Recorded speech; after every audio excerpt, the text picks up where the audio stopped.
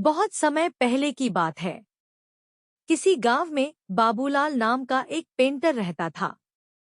वो बहुत ईमानदार था, किंतु बहुत गरीब होने के कारण वो घर घर जाकर पेंट का काम किया करता था। उसकी आमदनी बहुत कम थी। बहुत मुश्किल से उसका घर चलता था। पूरा दिन मेहनत करने के बाद भी वो सिर्फ 2 वक्त की रोटी ही जुटा पाता था। वो हमेशा चाहता था कि उसे कोई बड़ा काम मिले जिसे उसकी आमदनी अच्छी हो, पर वो छोटी काम भी बड़े लगन और ईमानदारी से करता था। एक दिन गांव के जमींदार ने बुलाया और कहा, सुनो बाबूलाल, मैंने तुम्हें यहाँ एक बहुत जरूरी काम के लिए बुलाया है। क्या तुम वो काम करोगे? बाबूलाल, जी हजूर, जरूर करूँगा। बताइए क्या काम है? जमींदार, मैं चाहता हूँ तुम मेरे नाप पैंट करो और ये काम आज ही हो जाना चाहिए। बाबूलाल, जी हजूर, ये काम मैं आज ही कर दूंगा। सामान लेकर जैसे बाबूलाल आता है वो नाव को रंगना शुरू कर देता है। जब बाबूलाल नाव रंग रहा था तो उसने देखा नाव में छेद था। वो सोचा अगर इसे ऐसे ही पैंट कर दिया जाएगा तो ये डूब जाएगी। ऐसा सोचकर वो छेद को भर देता है और नाव को पैंट कर देता है। फिर जमींदार के पास जाता है और कहता है, हजूर, नाव का काम पूरा हो गया, आप चलकर देख लीजिए।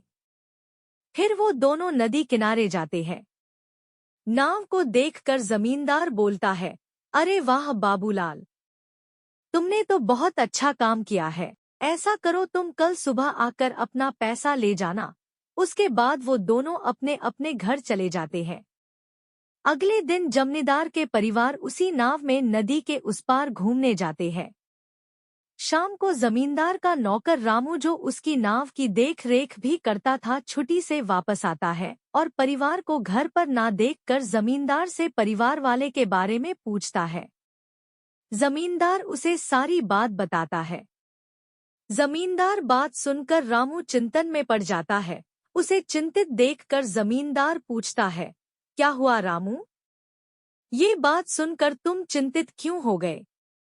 रामू, सरकार, लेकिन उस नाव में तो छेद था। रामू की बात सुनकर जमींदार भी चिंतित हो जाता है। तभी उसकी परिवार वाले पूरा दिन मौज मस्ती करके वापस आ जाते हैं। उन्हें सकुशल देखकर जमींदार चैन की सांस लेता है। फिर अगले दिन जमींदार बाबूलाल को बुलाता है और कहता है, ये लो बाबूलाल, तुम्हारा मेहनत का पैसा। तुमने बहुत बढ़िया काम किया है, मैं बहुत खुश हूँ। पैसे गिनने के बाद बाबूलाल हैरान हो जाता है क्योंकि वो पैसे ज्यादा थे। वो जमींदार से कहता है, हजूर, आपने मुझे गलती से ज्यादा पैसे दे दिए हैं। जमींदार, नहीं बाबूलाल, ये मैंने तुम्हें गलती से नहीं दिए, ये तुम्हारी मेहनत का ही पैसा है, क्योंकि तुमने बहुत बड़ा काम किया है। तुमने इस नाव की छेद को भर दिया जिसके बारे में मुझे पता भी नहीं था। अगर तुम चाहते तो उसे ऐसे भी छोड़ सकते थे, पर तुमने ऐसा बिल्कुल नहीं किया, जिसके लिए मेरे परिवार सुरक्षित घर वापस आ गए हैं।